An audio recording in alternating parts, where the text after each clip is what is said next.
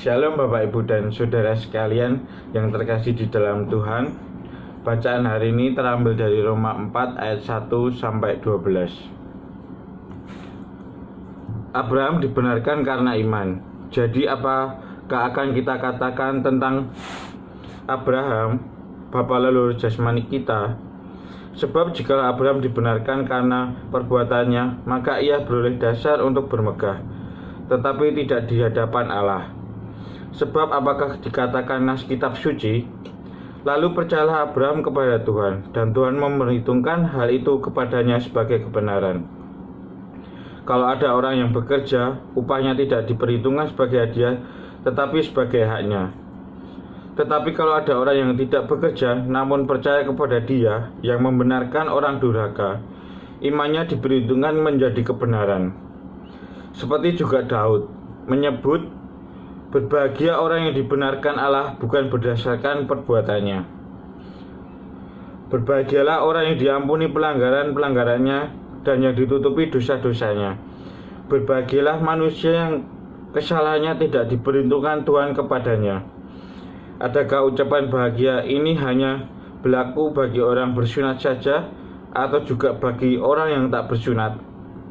Sebab telah kami katakan bahwa kepada Abraham iman diperhitungkan sebagai kebenaran.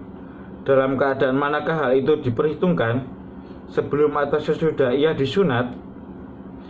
Bukan sesudah disunat, tetapi sebelumnya. Dan tanda sunat itu diterimanya sebagai meterai kebenaran berdasarkan iman yang ditunjukkannya sebelum ia bersunat.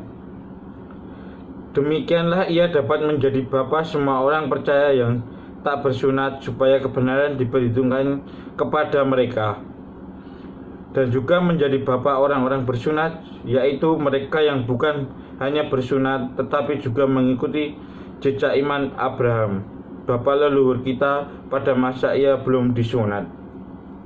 Demikianlah firman Tuhan yang terambil dari Roma 4 ayat 1 sampai 12. Berbahagialah orang yang mendengarkan firman Tuhan dan melakukannya dalam kehidupan sehari-hari. Mari kita berdoa sesuai dengan doa yang telah Tuhan ajarkan kepada kita. Bapa kami yang ada di surga, dikuduskanlah namamu, datanglah kerajaan-Mu, jadilah kehendak-Mu di bumi seperti di surga. Berikanlah kami pada hari ini makanan kami yang secukupnya, dan ampunilah kami akan kesalahan kami, seperti kami juga mengampuni orang yang bersalah kepada kami. Dan janganlah membawa kami ke dalam pencobaan, tetapi lepaskanlah kami daripada yang jahat. Karena Engkaulah yang mempunyai kerajaan dan kuasa dan kemuliaan sampai selama-lamanya. Amin.